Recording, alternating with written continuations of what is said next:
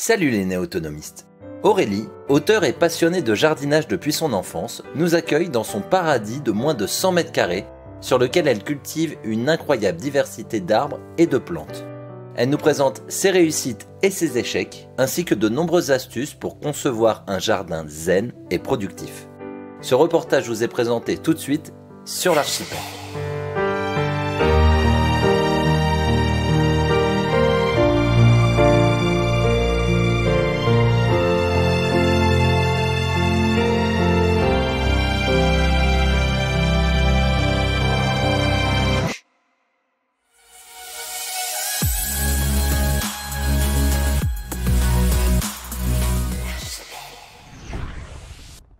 Aurélie, bonjour.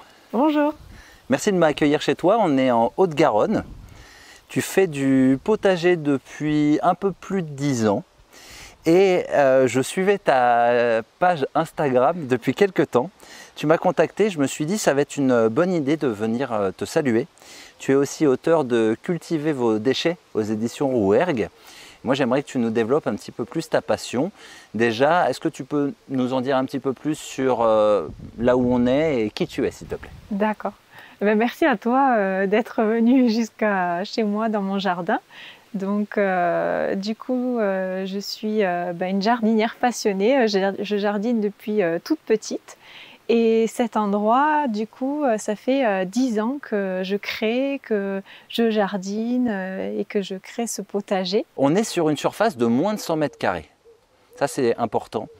Je voulais aussi qu'on puisse montrer aux gens qu'avec 100 mètres carrés, déjà, on peut avoir de belles productions. Est-ce que tu peux nous dire à peu près, je pense que tu ne dois pas peser chaque chose, mais nous dire un petit peu si tu arrives à te nourrir et de quand à quand à peu près? D'accord.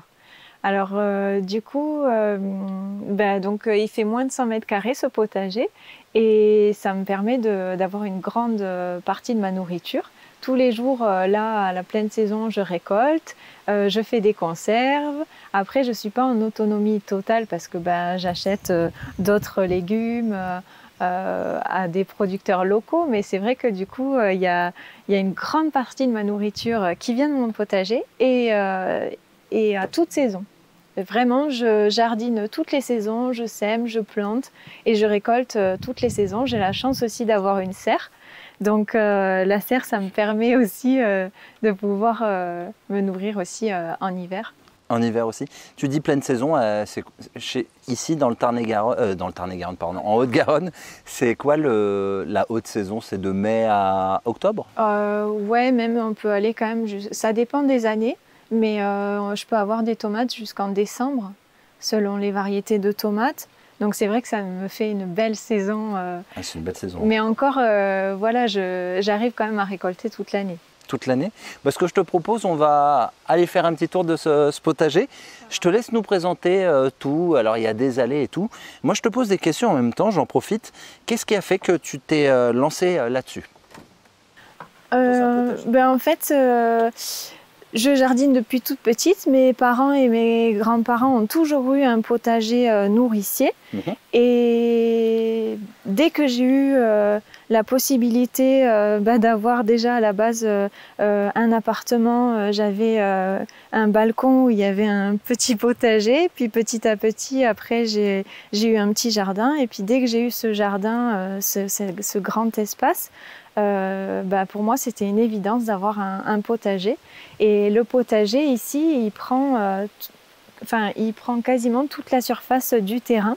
Il y a aussi devant du potager et tout ici. Donc, c'est vraiment le potager au cœur du terrain. Alors, tu dis potager, mais il y a aussi des arbres. On va aller voir ça. En fait, la particularité de mon potager, c'est d'avoir des arbres dans le potager, des fleurs, des plantes médicinales et je m'inspire de la permaculture, de l'agroforesterie et de la forêt-jardin. Qu'est-ce que tu mets en place par exemple? Parce que c'est vrai que le mot permaculture maintenant il est énormément employé. Quelles sont tes lectures ou les personnes que tu suis là-dessus et qu'est-ce que tu as mis en place dans ton... c'est vrai que ça fait plus de 10 ans que je fais de la permaculture et je me suis inspirée des pionniers. Maintenant, on en parle de plus en plus. Bill Mollison, oui, des Australiens. voilà. Et puis après, j'ai élargi aussi en allant voir des gens qui font sur sol vivant, Oui. parce que ce potager aussi, il est aussi sur sol vivant. Donc voilà, je m'inspire de beaucoup de pratiques naturelles et je l'adapte à mon terrain, à mon environnement ici, parce que il y a une partie où on va pouvoir appliquer des pratiques ou des principes de base, mais il y a une grande partie quand on jardine où c'est beaucoup l'observation et l'adapter à son terrain, à son espace disponible, à son temps disponible, à la météo, si on a de l'eau, pas d'eau, à la terre. Donc chaque potager est unique. C'est ça aussi qui fait la richesse. C'est pour ça que j'aime bien aller voir des personnes avec des potagers différents. Quand je suivais le tien, je ne me rappelais plus que c'était petit. Et quand tu m'as dit c'est une petite surface, j'ai dit bingo. La dernière fois que je suis allé voir une petite surface, c'était un ado de 15 ans qui est Quentin. Oui, je m'en souviens, oui. Oui, ça a bien cartonné cette vidéo. Et Quentin, lui, ses parents lui ont dit tiens, prends ce petit bout. Il y avait 40 ou 50 mètres carrés. Donc c'est assez intéressant. Quand tu dis sol vivant, qu'est-ce que tu fais pour que ce soit un sol vivant ? En fait, ce qui est le plus important, c'est la terre. Prendre soin de la terre, la protéger, la nourrir, la respecter aussi. Et en fait, quand je suis arrivée ici, c'est vraiment une terre très très argileuse. C'était comme du béton. Je vais montrer une allée pour que les gens aient vraiment une notion. C'était genre ça. Une terre vraiment donc très compacte, pas du tout aérée. Je pouvais vraiment faire de la pâte à modeler quand je suis arrivée sur ce terrain. Et donc, j'ai nourri mon sol et je continue à le nourrir avec des matières organiques, à le protéger aussi avec différents paillages, différentes matières végétales. Tu trouves de la paille assez facilement? Oui, alors en fait, j'ai un petit producteur en bio qui est dans le Gers, donc juste à côté, et qui me fournit des petites bottes de paille tous les ans. Tu en utilises combien par an pour 100 mètres carrés pour que les gens aient à peu près une idée?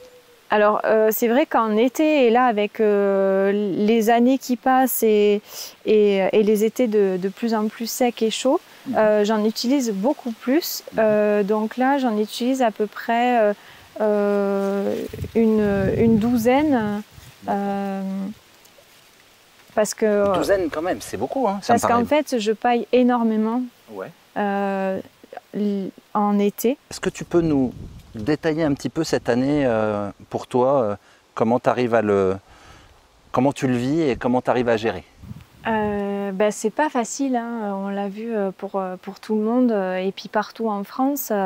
Beaucoup d'épisodes de sécheresse, plusieurs canicules. Nous ici, on a eu des 39-40 degrés à l'ombre sur plusieurs semaines. Là, on est à la 7e ou 8e semaine sans eau.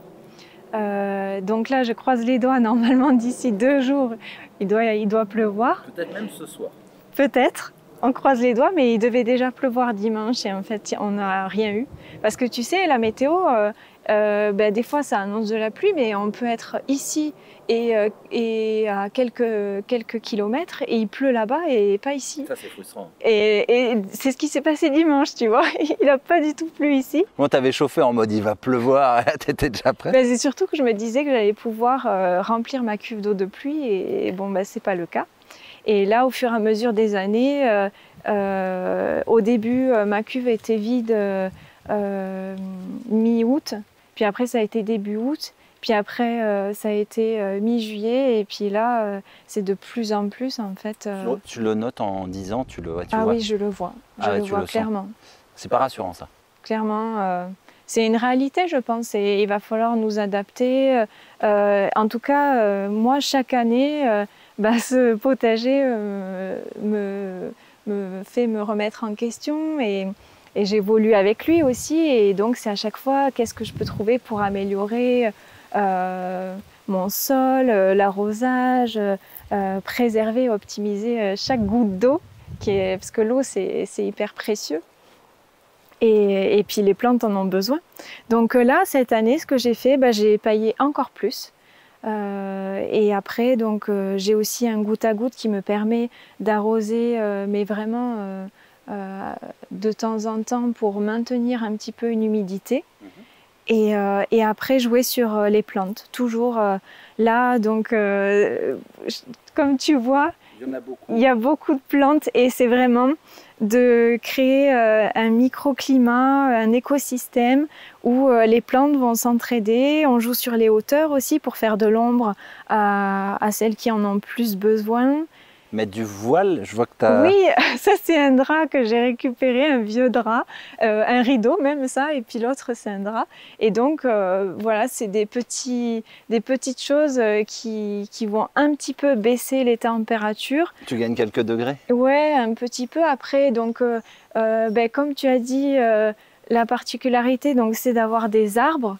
Et donc c'est vraiment ce que j'ai fait en tout premier quand je suis arrivée ici. J'ai planté les haies et j'ai planté des arbres fruitiers. Et là, je continue à en mettre dans le potager. Donc là, il y a un pommier, il y en a un autre ici, il y en a un petit ici que j'ai fait à partir d'un pépin, celui-là. Oui. Et ceux-là, non, ceux-là, ils ont été greffés et je les ai achetés à des producteurs.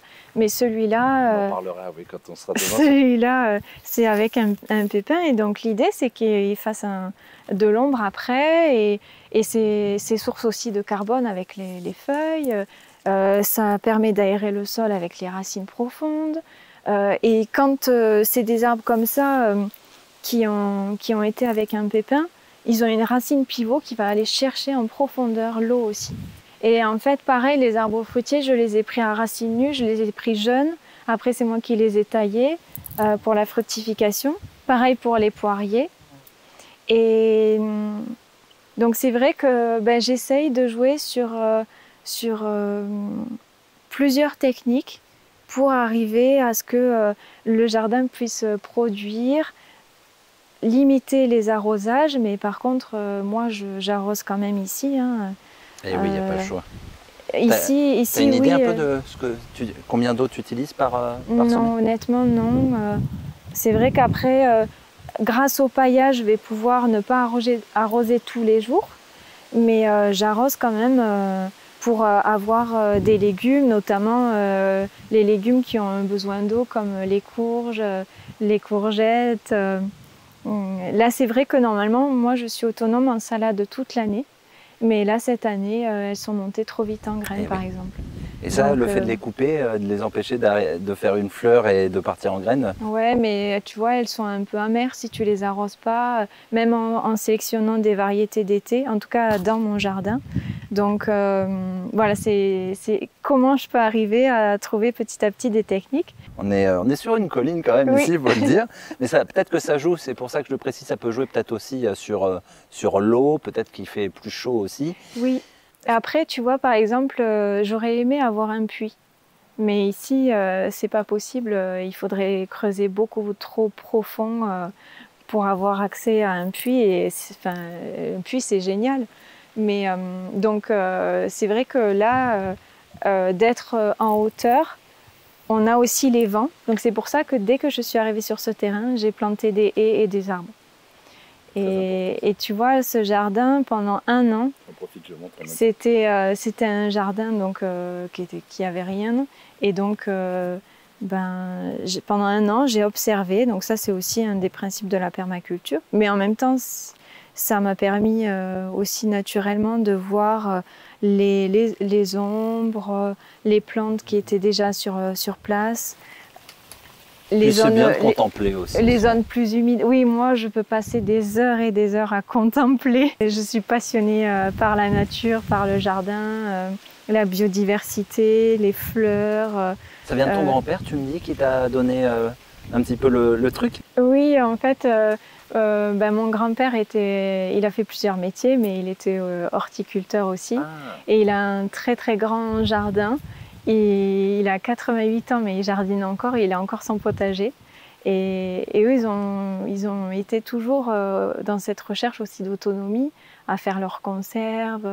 Et c'est vrai que voilà, ça m'a beaucoup inspirée. Et puis après, mes parents aussi ont eu un potager, ils en ont un aussi. Et les souvenirs aussi de petite, de me balader dans les potagers, de manger directement sur place. Et aussi la découverte et ce goût, tu vois, le goût des légumes, des fruits qui sont mûrs à point et naturels aussi. J'ai eu le même problème quand j'allais voir dans le sud, quand on allait saluer le grand-père qui avait son potager, les tomates, les oignons du jardin. On n'a jamais retrouvé ça à Paris niveau goût, ou alors il fallait mettre des prix qui rendaient la chose folle. C'était vraiment limite pour une autre classe, on va dire. Oui, parce qu'il y a aussi l'aspect économique. Il y a, un potager, c'est une économie importante, surtout si tu fais de la récup. Que moi, mon potager ne me coûte pas grand-chose parce que je fais beaucoup de boutures depuis très très longtemps, depuis plus de 15 ans, même déjà quand j'étais en appartement. Et des échanges aussi avec les personnes, récolter les graines et avoir des légumes qui sont vraiment mûrs, sains, qui ont du goût. Quand tu vois, c'est sûr que ça a un coût et tu les as gratuits. C'est mon petit marché, j'appelle ça mon petit marché. Tous les jours, je fais mon petit marché où je récolte des légumes. Et niveau investissement en graines et tout, tu arrives à savoir à peu près à l'année combien ça pourrait te coûter? Que les gens aient une idée s'ils veulent se lancer. Alors les graines, c'est vrai que je favorise beaucoup le troc. Je récolte d'année en année mes graines. Donc ici, tu vois, ça fait 10 ans que je suis là. Et donc maintenant, j'arrive à avoir une collection de graines assez importante avec les années. Combien de variétés différentes? Alors là, j'ai pas compté, mais j'ai un tableau Excel où j'ai au moins... T'es bien organisé. J'ai au moins 10 pages parce que je mets les graines par genre de légumes, donc légumes fruits, légumes racines, etc. Et après, c'est aussi une passion de découvrir toujours de nouvelles formes, de nouvelles couleurs, de nouvelles variétés, saveurs. Mais tu ne restes pas chaque année sur les mêmes choses? Si, il y a des variétés que je vais garder. Par exemple, tu vois, les haricots nains Purple Queen. Ouais. Ça, c'est une variété que je cultive depuis plus de 10 ans. Pourquoi? Parce que bon rendement. Oui, il y a une grande productivité, très peu sensible aux maladies. C'est bien ça. Ouais, tu vois. Rampant? En fait, c'est un nain, donc, mais là, je sais pas, il s'éclate, il s'épanouit. Ça demande beaucoup d'eau, ce genre de production, par exemple? Les haricots, non, pas tant que ça. Quand même un petit peu, hein, parce que tu vois, j'arrose, mais par contre, je paille quand même pas mal. Et après, en fait, par rapport à l'arrosage, et ça, je le vois en 10 ans, c'est que plus tu as un sol vivant, plus ton sol va pouvoir faire retenir l'eau. D'accord. Et pouvoir aussi bien l'absorber. Parce qu'au tout début, j'ai fait pas mal d'expériences, forcément. Comme tous les jardiniers. Et par exemple, au tout début que je suis arrivée ici, donc terre très très argileuse, et j'ai voulu mettre que de la paille. Sauf que dessous, ma terre, c'était de la brique. Très beaucoup compacte. De limaces aussi quand tu mets de la paille au début. Oui, en fait, après, ça se régule petit à petit. Moi, elles sont toujours présentes, les limaces, mais elles ne m'embêtent plus. Tu vois, je vais perdre 2-3 trucs, mais c'est vraiment limité. Et puis, pour moi, ça fait partie de ma philosophie et de ce que... Taxe nature. Ouais, après, tu sais, ici, je laisse vraiment une grande part à la biodiversité. Mais donc, ça m'embête pas, en fait. Tu vas te prendre un coup. Attends, on va bouger un peu. On a du vent, j'espère. Alors, je m'excuse encore hein, pour si les gens ont bruit de vent. J'espère que ça ne va pas nous embêter trop. Mais oui, je comprends le côté où une fois que tu t'intéresses à la nature, les Les limaces ont leur importance, les vers ont autant d'importance. Chaque être en fait devient important. C'est ça. Et ici, c'est vraiment être en harmonie le plus possible avec la nature. Et parce que c'est avant tout un lieu de vie pour me sentir bien, pour me ressourcer. Explique pourquoi, c'est quoi ton activité à côté? Je suis prof de yoga. Et c'est vrai que pareil, ici, je peux méditer aussi dans mon jardin, faire mes pratiques de yoga. Et en même temps, parce que je trouve qu'il y a une très très belle énergie d'être ancré à la terre, d'être entouré de toute cette vie avec ce sol vivant. Et même le bruit des abeilles, tu vois, le bruit des oiseaux. Des feuilles. Ouais, c'est ça. Et de tout ressentir vraiment et d'être vraiment dans l'instant présent. Et puis après, quand on jardine, on peut aussi rentrer dans un état méditatif en se concentrant sur ce qu'on fait et ne plus penser à d'autres choses et calmer le mental. Eh oui. Ça doit jouer aussi sur ce que tu veux rajouter ou l'ambiance que tu veux donner dans le jardin aussi peut-être? Oui, parce que donc il y a beaucoup sur l'expérience et puis m'inspirer des livres, des gens que je rencontre. Moi, je me suis intéressée aussi aux champignons, aux insectes, tu vois, avec vraiment des experts, les plantes médicinales, voilà, plein de choses, la forêt jardin aussi. Martine Crawford, tu connais ouais, la forêt? Sympa ça. Ouais. Ça me fait penser un peu, tu joues sur les différentes strates ici. Oui, c'est exactement ça. Et puis là, sur les réseaux sociaux, je suis beaucoup de personnes que je trouve intéressant toujours de suivre des gens qui sont sur des tout petits espaces, comme des balcons, des terrasses, des gens qui sont sur des très grands espaces. Et puis voilà, en fait, vu que le jardinier ou la jardinière est unique, le potager est unique, l'environnement aussi, ça permet vraiment de pouvoir s'en inspirer. Et après, je suis aussi beaucoup de maraîchers. Beaucoup de maraîchers pour m'inspirer, en fait, vu que j'ai vraiment envie d'avoir beaucoup de nourriture et voilà, parce que j'en mange énormément de légumes et de fruits. C'est m'inspirer aussi des techniques des maraîchers qui produisent à plus grande échelle. Genre Jean-Martin Fortier, tu dois peut-être connaître? Oui. Et tu vois, il y a eu des gens qui ont commencé il y a très longtemps.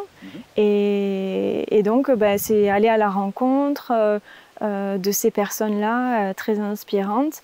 Et puis là encore aujourd'hui, c'est quand j'achète mes légumes aux producteurs qui sont en permaculture, en bio, etc., c'est échanger avec eux sur les variétés qu'ils vont utiliser sur notre région. Tu vois, des choses comme ça. Tu sais tout de suite s'ils sont passionnés dès que tu échanges avec eux, ouais, c'est rassurant. Et alors, par rapport à la sécheresse, est-ce que tu as été amené à abandonner des variétés? Est-ce qu'il y a des choses qui malheureusement souffrent beaucoup trop dans nos régions? Est-ce que ces maraîchers-là, ils ont arrêté certaines cultures? Est-ce que là-dessus, tu as un retour d'expérience par hasard? C'est vrai que par exemple, moi, je cultive pas de melon parce que je trouve que le melon, ça nécessite beaucoup d'eau. En tout cas, j'ai pas trouvé une variété encore qui pourrait convenir. Et être bien ici, ouais. Oui. Après. Donc pastèque et tout aussi, je peux. Alors pastèque, j'en fais. Je fais mais elles sont petites, tu vois. Oui, pas beaucoup d'eau, donc. Parce que j'économise quand même l'eau. Même si je vais l'utiliser pour quand même avoir beaucoup de légumes, j'essaye d'optimiser. Et donc, mais ce que j'ai remarqué, c'est vraiment plus mon sol est vivant, plus les plantes vont trouver ce dont elles ont besoin. Et il va y avoir vraiment la vie dans le sol avec une humidité. Et ça, c'est génial. Et c'est vraiment ce que je fais en premier, c'est vraiment mon sol. Prendre soin de mon sol. Je suis étonné, on n'en a pas parlé, mais t'as pas de composteur. T'es toilette sèche, non? T'as pas de toilette sèche? Tu dois regretter parce que franchement, c'est vraiment de la matière. c'est moi comme je dis c'est de l'or hein, pour les jardiniers. Ouais, après c'est vrai que pour l'instant, j'ai pas testé. Peut-être un jour je testerai. C'est dur de franchir le cap peut-être au début, mais après je te jure c'est assez intéressant. Tu me parles de matière, ça t'évite d'avoir à faire des kilomètres parfois pour aller en chercher. Ouais. Après, vu les quantités que j'ai, tu vois, j'arrive quand même à avoir du compost tous les 4 mois. D'accord. Par rapport à tout ce que tu produis Oui, en biomasse. En biomasse. Ah ouais, ça c'est vachement Et important. en fait, au fur et à mesure des années, en fait, je me suis améliorée sur le compost et maintenant, j'arrive à très bien gérer mon compost, à faire des roulements.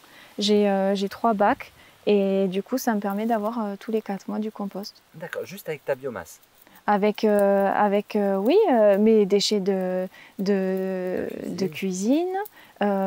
Tout ce que je vais avoir, ça va au compost. Ça peut être un peu de tonte, ça peut être du broyat, parce que tu vois, quand on taille les haies, par exemple, on a un broyeur. Ouais. Ouais. Ça t'en fait beaucoup. Moi c'est vrai que naturellement, je pense aux toilettes sèches, mais une fois que tu as, au bout de 10 ans, ouais, tu dois quand même pas mal avoir de biomasse. Moi, c'est encore ce qui me manque.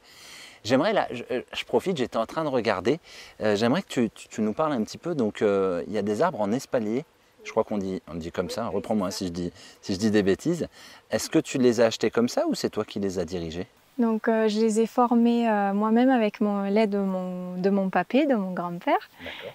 Et donc, il y a 10 ans, j'ai acheté des sions. Donc, les sions, c'est une tige principale qui a 1 an. Et après, du coup, tu le tailles pour le former en espalier. Et ça te permet d'avoir des poires qui sont à portée de main. Okay. Et sur un espace réduit et productif. C'est vraiment pour ça, oui, que tu les as dirigés. Oui. Et ça va, ils n'ont pas l'air de trop souffrir, de les déformer, si on peut dire? Non, ça me permet quand même d'avoir pas mal de poires et je fais des conserves même avec mes poires. Après, voilà, comme je te disais, mes poires, elles ont des défauts. Parfois, il y a des vers, elles ont des taches. Mais dans la nature. Voilà, mais après, personnellement, c'est comme ça que je vois mon potager le plus naturel possible. Et ça ne me dérange pas que ça ne soit pas des légumes parfaits. Parce que par contre, ce que j'apprécie le plus, c'est le goût. Ouais, tu me dis. Et ça, c'est vraiment un régal. Moi, j'adore les poires. Et c'est une merveille. En plus, surtout là, avec la canicule, je pense que tu as dû être piqué par des insectes et par les oiseaux. Donc, tu as évidemment quelques pertes. Ouais, mais en fait, les pommes, ce pommier produit tellement que ça me permet d'être autonome, tu vois, en compote toute l'année. Ah ouais. Parce que les compotes, je m'en sers beaucoup dans les gâteaux, même en dessert. Il a 10 ans, ce... Oui. D'accord. Que les gens aient une idée, d'accord. Donc au bout de 10 ans, tu es tranquille avec un arbre. Et en fait, il a produit au bout de la 4e année. Ouais. Et c'est vrai que là, ça fait plusieurs années qu'il me donne énormément de pommes. C'est magnifique aussi quand il est en fleurs au printemps. Ouais. Et toujours, ça permet de favoriser la biodiversité, les papillons, les abeilles, les guêpes. Et là, tu vois, les oiseaux et les frelons, par exemple, ils m'embêtent pas tant que ça, tu vois, les raisins, je sais pas si tu as vu, oui. Les poires. Ils sont beaux. Mais en fait, ils me dérangent pas parce qu'en fait, je mets beaucoup de petits points d'eau pour les oiseaux et les abeilles, les guêpes, etc. parce que ils ont besoin de boire aussi. Et en fait, par exemple, les frelons, je laisse les nids de guêpes et en fait, les frelons mangent les larves dans les nids de guêpes. C'est impressionnant. Elles attaquent. Bon, mais en fait, ça permet toujours cette recherche d'un équilibre de cet écosystème. Et tu vois, c'est tout un mélange en fait. Pareil, je vais laisser une partie des fèves pour les coccinelles, où il va y avoir énormément de pucerons. Mais après, il va y avoir tellement de larves de coccinelles et ça va tellement se reproduire qu'après, le potager, il est tranquille et régulé tout le reste du temps. Mais c'est normal, elle voit qu'il y a à manger, donc elle se reproduit sur place, elle se dit c'est bon, il y a le garde-manger qui est juste à côté, on peut se reproduire. Ça, ouais. Au début ça fait peur hein, quand on voit tous les pucerons partout au jardin, mais dès qu'elles arrivent, les coccinelles, oui, on voit et la puis différence. après, c'est aussi un certain lâcher-prise, tu vois. Alors, et ça, c'est pas facile. c'est la comme on dit yogique. C'est la prof de yoga qui de... parle. Mais c'est vrai que au tout début, quand on commence, on va avoir beaucoup de légumes, que ce soit parfait. Dès qu'il y a la moindre tâche, on se dit oulala, parce qu'on ne connaît pas. Parce que c'est normal, c'est petit à petit, on apprend. Et puis après, toujours pareil, c'est aussi notre seuil de tolérance. Chacun a le sien. Moi, comme je t'ai dit, mon seuil de tolérance, il est assez haut. Je vois ça. Mais ça reste très propre quand même, très ordonné. Ah ouais, ouais. Ben, l'idée, c'est vraiment que ça soit le plus naturel possible. Ouais, je vois ça. Alors bien sûr, aucun intrant chimique, rien. Non, rien de tout ça. Jamais. Je n'ai jamais utilisé même de bouillie bordelaise. Eh oui, trop de clips sinon. Et après, parce qu'il y a aussi cette envie que mes plantes soient plus résistantes. Et puis j'ai pas envie de passer... Enfin, tu vois, j'ai quand même beaucoup de plantes. Si je commence à les traiter parce qu'elle a la moindre petite tâche, alors que en fait, j'ai quand même déjà des récoltes. Donc, je suis contente. Oui, il y a un moment où il faut savoir laisser une part à la nature, se servir, laisser aussi, je présume, des feuilles et tout pour que ça puisse se reproduire et puis faire cette biomasse dont oui, parce que là, en fait, la paille, par exemple, au tout début, je mettais de la paille et j'osais pas trop mélanger. Et dès la deuxième année, je me suis mise à mélanger les matières. Et en fait, maintenant, je fais ça du coup chaque année. Et en fait, c'est ça qui fonctionne. C'est vraiment la diversité. Et tu vois, là, la paille, ça va être beaucoup en été. Mais dès qu'on va passer à l'automne, du coup, il va y avoir les feuilles. Après, il y a les engrais verts. Après, il va y avoir la tonte, tu sais, du début du printemps, là, qui est bien grasse. Ah ouais. Et engrais vert, excuse-moi, je t'arrête, tu utilises quoi comme engrais vert? Alors, engrais vert, j'utilise de la facélie. C'est magnifique, ça sent tellement bon en plus. J'utilise de la moutarde, du sarrasin, de la vesse, de l'avoine. Et ça, tu fais en intersaison? Je ne sais pas si on dit ça comme ça. Tu fais ça avant de produire. Là, ça va être. Tu vas passer, je pense, sur l'hiver, les choux et tout. Et entre deux, tu fais En fait, dès que j'ai une place qui se libère, là, en fait, je continue à planter, à semer des choses, tu vois. Donc, mais dès que ça va être l'automne, je vais semer en septembre, par exemple, de la facélie, de la moutarde et d'autres engrais verts. Et puis après, il y a une partie que je vais couper, une autre que je vais garder pour la biodiversité, donc monter en fleurs. En plus, c'est joli, moi j'adore les fleurs. Ah oui. Moi, c'est vraiment l'idée d'avoir un potager fleuri aussi, mais ça se voit, avec beaucoup de couleurs. Mais c'est pour ça, je ne sais pas si tu as vu, je fais beaucoup de prises de vue, mais il y a beaucoup de fleurs, ça on le verra bien à l'écran. Un peu moins là parce qu'on va parler de cette nouvelle zone, mais avant, je me suis arrêté sur la serre parce que tu as quand même...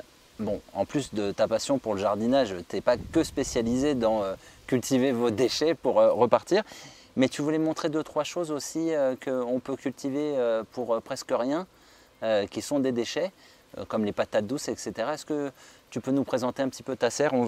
Alors là, tu vois des choses que les gens ne voient pas. J'en profite pour me poser, parce qu'au bout d'un moment, des fois, quand il fait lourd, c'est difficile d'être statique. Est-ce que tu peux nous parler un petit peu donc, de la réalisation du livre et en même temps de la serre, parce que je pense que les deux doivent être en association.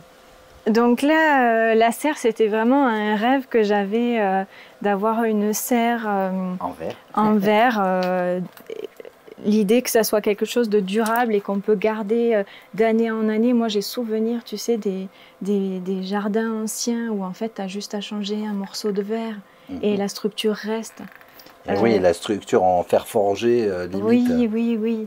Et donc voilà, donc il y a quelques années, je ne l'ai pas eu de suite la serre parce que ça s'est fait petit à petit, hein, le potager. Hein. Et oui, Et il y a 10 ans là dans ce qu'on voit. voilà. Il y a 10 ans d'expérience. Donc il y a le jardin aussi et le potager, c'est vraiment cultiver la patience. Et là, ces tomates-là, tu vois, par contre, avec la sécheresse, tu me parlais de la sécheresse cette année, j'ai quand même perdu des plants de tomates dans le potager. Ah, quand même, ouais. Donc, sur des variétés où les fleurs ont séché, les feuilles aussi, et puis en fait, ils ont arrêté de produire vraiment. Donc, ceux-là, plutôt que d'attendre qu'il y ait de la pluie, en fait, je les ai enlevés et à la place, j'ai mis des concombres parce que ici, ça poussait bien. Tu vois, c'est toujours optimiser en fait mon espace pour tout le temps produire. Et ici, là, tant qu'il y a des fleurs, tant que c'est bien vert et que tu vois, il y a encore des fleurs là-bas aussi. Et où est-ce que tu... Ah oui, il y en a un. Bon, mais tu vois, tant que tu as des petites fleurs qui continuent, ça, c'est bon signe. D'accord, c'est-à-dire qu'elle est bien et qu'elle va peut-être... Voilà. Et là, ici, tu as encore des fruits en formation. Donc lui, il continue à produire. Et mais à combien ça monte là? Parce que tu dois avoir quand même des sacrés chaleurs. Oui, il fait très chaud. Et tu vois, on parlait justement de la sécheresse, etc. En fait, je joue vraiment aussi sur l'ombrage de plus en plus. Et donc là, j'ai mis des canisses. Ça fonctionne bien? Tu sens une... Ouais, je sens déjà une petite différence. Après, bien sûr, ici, il fait beaucoup plus chaud. Mais là...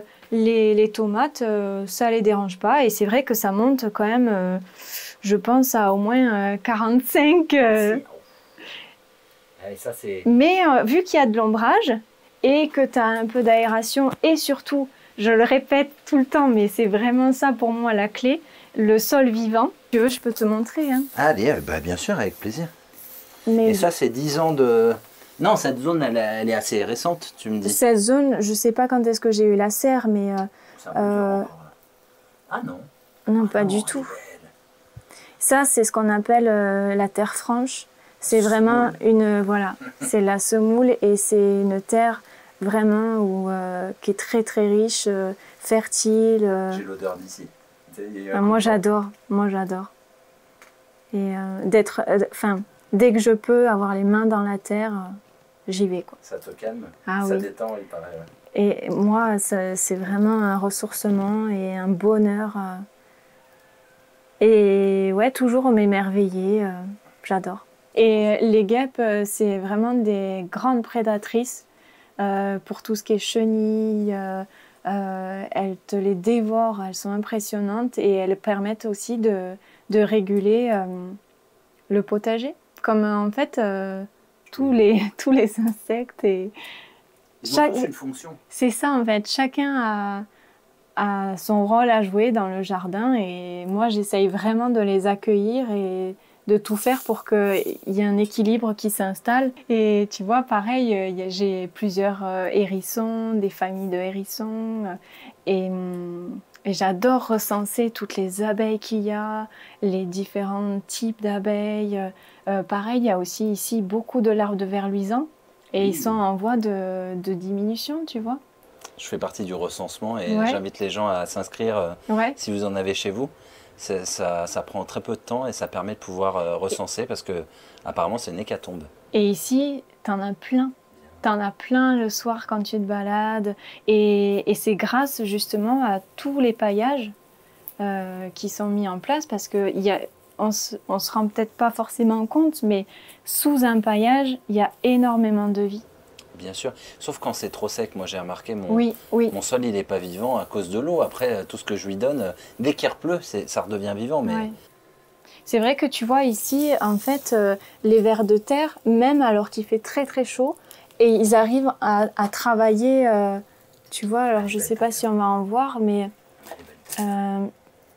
regarde, tu vois, ils se reproduisent, et en fait, même en étant en plein été, ils sont quand même en surface, alors que des fois, ils vont en profondeur pour essayer de trouver plus d'humidité. Donc ils travaillent même le sol en surface, et c'est ce qui permet d'avoir un bon enracinement dès le début des plants. Mais après, je leur donne à manger aussi, tu vois. Et puis, c'est eux aussi qui vont aérer mon sol. T'imagines, tu partis d'un sol hyper argileux et au fur et à mesure, ça, je trouve ça magnifique, tu vois, d'arriver à recréer de la vie. Ah oui, non, mais je ne vais pas te contredire. Est-ce qu'on pourrait juste rebondir sur le sol, si tu veux, on revient dessus avec grand plaisir. Moi, c'est ce qui me passionne. Et tu vois, ce qui est bien, c'est que tu étais un petit peu gêné au début, ça fait ça. Et puis là, une fois que tu es lancé, c'est là on voit que tu es dans ton élément. Est-ce que tu peux nous parler, tu m'as dit, des patates douces, tu les as eues sur les épluchures alors? Alors oui, en fait, les patates douces, il y a beaucoup, ce que je peux en tout cas, tout ce que je peux récupérer à partir de la cuisine, je vais pouvoir le planter gratuitement dans le potager. Donc ici, par exemple, les patates douces, quand je cuisine une patate douce, je coupe la partie supérieure. Tu sais, la petite partie supérieure. Au-dessus, ouais. Je ne vais pas dire. Désolé pour mes... Oh, Et du coup, ça, je le mets dans l'eau ou dans du terreau. Et en fait, ça va permettre d'avoir des boutures, donc des jeunes tiges qui vont pousser. Ces tiges, je les coupe. Après, je les mets dans l'eau. Ça va créer des racines. Et après, je les plante en pleine terre ou dans des petits pots et que je mets un peu partout dans le potager ou dans la serre. Et du coup, ça permet d'avoir à nouveau après des patates douces. Génial. Donc ici, elles sont un peu en retard. Mais vu qu'elles sont dans la serre, tu vois, c'est pas très gênant. Parce qu'il va encore faire chaud à un moment. Après, ici, je ne chauffe pas ma serre. D'accord. Voilà, même en hiver. J'essaye vraiment de jouer sur comment je peux maintenir de la chaleur dans la serre. Donc, je vais rajouter mes composts. Là, il y a une amie, elle m'avait donné de la laine de mouton. Tu vois, donc pour essayer d'isoler un peu plus. J'essaye de jouer aussi beaucoup sur la récup. C'est excellent. Et par exemple, donc pour revenir aux déchets, quand j'ai de l'ail germé, je le plante dans le jardin et ça me redonne des têtes d'ail, les échalotes pareil.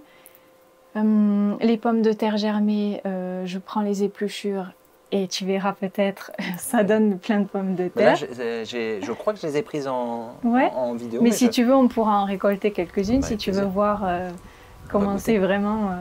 Avec plaisir. Et après, c'est plein de petites astuces comme ça qui permettent de récupérer et toujours cette idée de recycler et de valoriser toutes les ressources disponibles qu'on peut avoir chez nous, autour de nous, dans un jardin, dans la nature. Qu'on peut récupérer gratuitement et en abondance. Dis-moi, j'en profite, je vois les tomates.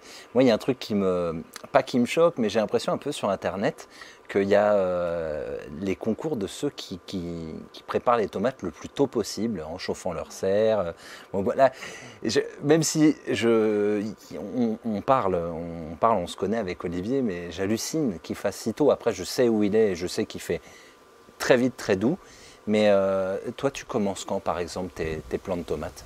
Alors, cette année, ça a été une année où j'ai écrit le livre, donc j'ai été beaucoup en retard sur les tomates. Mais sinon, je commence dès février. Février, ah ouais, quand même. Mais par contre, c'est vrai qu'en fait, ça, c'est mon grand-père aussi qui m'a appris, c'est de les acclimater au froid.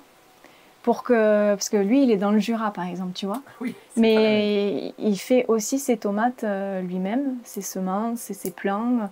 Et donc, après, ça demande une préparation et une technique. Mais donc, les plants, je vais les faire en intérieur. Et dès qu'ils sont suffisamment grands, je vais les acclimater en journée avec des tunnels. Et tu vois, comme ça, ils vont s'endurcir. Et ils seront beaucoup plus résistants. Puis ils s'enracinent plus longuement. C'est ça. En fait, tu vois, ils poussent moins vite, mais ils sont beaucoup plus robustes. Et ils produisent autant au final? Oui. Et après, par rapport à mon climat et l'endroit où je suis, et au fur et à mesure des années, ce que j'ai remarqué, c'est que moi, j'échelonne les semis. C'est-à-dire que je vais en faire en février, je vais en faire en mars et je vais aussi en faire en avril. Ce qui me permet d'avoir, tu vois, donc là, bon, il y a des tomates dans la serre, mais d'avoir aussi des tomates selon les variétés, parce que tu as des tomates qui sont précoces, semi-tardives, tardives, d'avoir des tomates jusqu'en décembre. Tu greffes un peu? Tu as essayé un peu les greffes sur tomates? Non, j'ai pas essayé ça. Pas essayé. Et tes tomates, jusque quand t'en manges sur tes meilleures années? Jusqu'en décembre. Jusqu'en décembre, Ouais. tu as déjà eu Ouais. en serre, je présume. Non. Ah, même Non, à non, l'extérieur? non, à l'extérieur. Ah oui, quand même. Mais tu vois, ça dépend des années, toujours pareil, hein, parce qu'on dépend aussi de la météo. Mais ça va être par exemple sur des tomates cerises, Et oui, tu vois. c'est plus robuste. Bah, je trouve que si on veut se lancer dans les tomates cerises, t'as pas à tailler, c'est assez résistant en soi, et puis ça produit abondamment. Hein. Et toi, tu fais de l'échange, tu m'as dit, mais c'est chez quel semencier tu t'es tourné au début ou maintenant? Est-ce que tu as quelques rêves pour que les gens ils puissent... Ouais, bien sûr. Ah, en fait, moi j'adore toujours découvrir des nouvelles variétés tous les ans. Donc ça, c'est vraiment, tu sais, même en cadeau de Noël, je demande des semences, c'est vraiment mon bonheur. Et de chez qui alors? Alors du coup, ça peut être la semence bio, ça peut être Germinance, la ferme Sainte-Marthe, ça peut être aussi le biogerme, j'aime beaucoup le biogerme, Graines del País. C'est vers chez nous, ça? Oui. C'est un petit peu au sud de Toulouse, si je dis pas de bêtises, vers Ouais, Castelnaudary. ouais. Et puis après, voilà, du coup, et puis des échanges aussi, troc de graines, entre amis aussi, même avec les maraîchers. Oui, aussi? Ah, ils t'en demandent et tu leur en... En fait, c'est plus, ils me donnent des variétés et moi, par exemple, je peux leur donner des boutures ou tu vois, parce que eux, ils sont quand même plus réglementés, mais donc. Toi, non, tu peux faire ce que tu veux. Je vois. Ça me permet d'avoir vraiment une grande richesse végétale et toujours cette diversité. On a vraiment un patrimoine végétal qui est énorme. Tu vois, ça, c'est à partir de une épluchure. C'est impressionnant. Donc même avec une épluchure, on peut avoir des pommes de terre. Le rapport est bon. Ouais. Ouais, c'est pas mal. Et tu vois, regarde là. Ça, c'est des toutes petites abeilles. Ah oui, je pense que je l'ai eu. Et ça, c'est quoi comme plant? Attends, on en profite, on partait sur les tomates, mais on peut vite se perdre. C'est bien, t'as un peu tout. C'est ça. C'est quoi ça comme plant? Ça, c'est des concombres lemon. Donc en fait, ça va faire des boules comme ça, comme une balle de tennis. Et donc c'est un concombre qui est jaune et que tu peux couper en deux. Alors certains, ils le frottent et ils le mangent comme une pomme. Directement? Ouais. Ouais, moi je trouve ça pas mal comme idée. Ouais. Ça dépend du goût, s'il y a un peu de goût, si c'est... Mais ça doit être plein d'eau, ça doit être bon. Ah, c'est très très bon, c'est très rafraîchissant et c'est très croquant. Concombre lemon, tu me Oui, dis. concombre lemon, regarde. Okay. Ah oui, bah attends, Excellent. Et ça ici, c'est du basilic citron. Ouais. Basilic citron, tu le sens là ici? Ouais, mais j'en ai. Pareil, je cultive plusieurs variétés de basilic. En fait, chaque herbe aromatique ou légume, je cultive plusieurs variétés, même au niveau des fruits. Au niveau de... Eh oui. Et au niveau des framboises, tu vois, les pommes, il y a plusieurs variétés. Ouais. Les poiriers, les vignes, les amandiers, j'en ai 3 différents. J'arrive à récolter des amandes et cette année, on n'en a pas eu parce que ça a gelé. Encore, tu vois, les poiriers, c'est aussi ça peut-être l'avantage aussi d'avoir un espalier et sur une petite surface. J'ai pu me permettre de mettre des voiles parce que tout était en fleurs. Et du coup, ça m'a permis d'avoir les poires. Pratique à protéger, simple et... Mais par contre, les plus gros, comme l'abricotier, j'ai pas pu protéger. Il y a des fruitiers qui n'ont pas pu donner, mais bon, on s'adapte. Donc du coup, oui, le tomate... T'as remarqué comment on peut vite partir sur quelque chose et vite se faire... En plus, moi, je peux t'en parler des heures du jardin. Donc du coup, là, c'est tomate cerise poire jaune. D'accord. Et ça, c'est vraiment une variété. Tu vois, tu la tailles pas. Ça, c'est un seul pied, ça. Ah oui, hein. Et il produit beaucoup, ce plant. Et il est vraiment très peu sujet aux maladies. La couleur, moi j'adore le jaune, ça se voit. Ouais, ah bon? Ça ne t'appelait pas Maya? Et ça fait des tomates, tu vois, cerises en forme de petites poires comme ça. C'est sympa. Et ça, c'est vraiment une variété très ancienne. Et chaque année, tu l'as fait celle-là? Oui. C'est une de tes préférées? Après, j'en fais beaucoup des variétés. J'en fais, j'ai 40 variétés. Là, dans le jardin? Pas cette année, parce que cette année, j'en ai perdu à cause de la sécheresse. Parce que si tu veux, comme je te disais, il y a des plants, tu vois, qui n'étaient pas du tout verts ici. Les fleurs étaient cramées. Et plutôt que de les laisser encore et que ça prenne l'espace, quand j'ai vu que ça allait pas donner, hop, j'ai mis autre chose. Directement, oui, pas bête. Et tu tailles les gourmands ou pas? Ça, il y a une guéguerre là-dessus sur les réseaux. Non, alors après, voilà, chacun fait comme il veut. Moi, je ne fais pas de taille. Tu fais pas de taille? Tu vois, même dans la serre, aucune taille. Hein. Ah bon? Attends, je vais aller voir, parce que aucune taille dans la serre? Non. Ah, c'est impressionnant. Dans la serre, il y a 2 plants. Ah, c'est ça. Ah ouais, on dirait plus. Mais non, non. C'est ça. Tu as 2 plants. Là, tu es en préparation déjà sur les futurs? Ouais, là, c'est les betteraves. Je mange énormément de betteraves parce que je fais aussi des jus de légumes, tu sais, à l'extracteur. Ouais. Donc, mine de rien, ça consomme beaucoup de légumes. Ouais. Et donc, là, c'est betteraves. Là, il y a les choux. Il y a pas mal de choux. Et puis, en fait, toujours pareil, j'adore les fleurs. Donc, des fleurs, j'en fais tout le temps. Et là, donc, c'est des œillets qui vont fleurir à l'automne. Tu vois, même jusqu'en décembre, ils peuvent fleurir les œillets. C'est excellent. C'est bien de développer aussi en même temps les plantes. Excuse-moi, donc tu me disais juste... Pardon. Non, oui. Tu veux que je sorte pour que tu vois un peu mieux? Bon, après, j'essaye de me placer. Hein, comme tu vois, je me fraye un chemin. Là, il n'y a que 2 plants. Il n'y a que 2 plants. J'arriverai à en distinguer un. Attends, je ne sais pas si on peut montrer. Celui-là, là, qui est assez massif. Et là, attends, je vais me rapprocher. En fait, si tu regardes au pied, tu peux te baser sur le tuteur. Ah, c'est les. Mais tu vois les 3 tuteurs, 4, c'est pour ça que. Alors, les 2 tuteurs qui sont au milieu. Celui que je jouais. Voilà. Tu vois le plan? Celui-là et celui-là. Voilà. Génial. Et celui-là. Excellent. Elles sont énormes, les tomates, elles sont belles. Là, tu refais une nouvelle zone alors ici. C'est ça, en fait. Là, cette année, donc au printemps, toujours dans cette recherche d'avoir plus de nourriture, produire plus de nourriture, en fait, j'étais pas assez autonome en pommes de terre. Les pommes de terre, j'en mange toutes les semaines et je les récolte au fur et à mesure. Et donc, c'est parti très vite. Et donc, j'en ai eu quelques-unes en conservation, mais tu vois, c'est très vite parti. Et donc là, cette année, je me suis dit, je vais faire des nouvelles planches ici, où j'ai mis beaucoup plus de pommes de terre.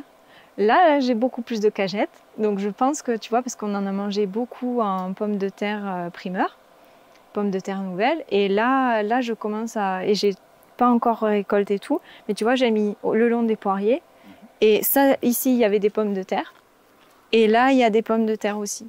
D'accord. Les cagettes, je présume, c'est pour protéger de la Alors chaleur. voilà, en fait, regarde là, tu vois, avec justement la sécheresse, mes petits plants de brocoli, ils ont du mal à... Ils ont du mal, donc je mets... Alors qu'ils sont à l'ombre une bonne partie, je présume, l'après-midi, ils sont à l'ombre là, quand les arbres... Oui, mais en fait, dès que c'est à l'ombre, les feuilles, elles se redressent. Et en fait, les cagettes, ça, je m'en sers tout le temps. Ça permet, quand tu commences à planter un jeune plant, qu'il puisse s'adapter. Et là, j'ai plein d'autres idées. Oui, mais il y a de la place, donc il y a des idées. Comme quoi, par exemple? Là, en fait, toujours dans cette idée de s'adapter aux conditions climatiques et à la sécheresse, etc. Là, ici, je vais faire une grande pergola à l'automne. Ici, là, j'ai vraiment envie de faire une grande pergola qui fera du coup de l'ombre et en même temps qui pourra... tu vois, faire un espace où on pourra manger si on en a envie, ou même mettre un bain de soleil, tu vois. Pas mal. Toujours optimiser en fait qu'un élément ait plusieurs fonctions. Et tu veux mettre quoi, plutôt de la vigne? Qu'est-ce que tu veux faire monter sur la pergola? Là, plus des courges, parce que alors là, les courges, Cette année, j'en ai moins que l'année dernière. Ça, Et tu sais à cause de quoi? Ah ben, j'ai pas assez arrosé. Ah, toujours. Ouais. Et tu vois, mes courges, même en étant ici et avec un bon paillage, elles souffrent. Et donc là, je vais expérimenter les courges, mais en ayant plus d'ombre.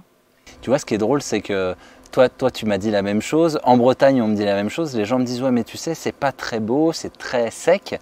Et je dis, mais le but de l'archipel aussi, c'est de filmer on en parlait en off, c'est de filmer une réalité. Et c'est important de dire aux gens qu'il n'y aura pas que des années où on produit beaucoup ou des années faciles.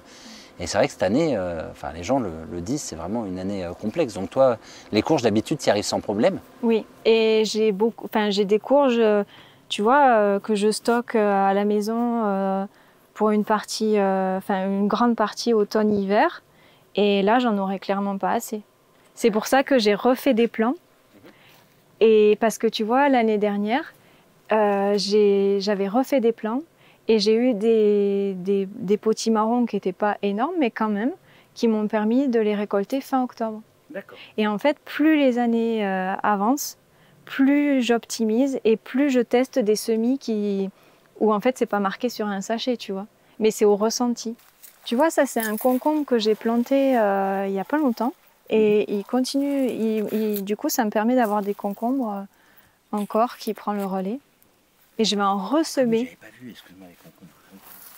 Ben, ceux-là encore, ils sont pas très grands, mais c'est la variété que comme ça.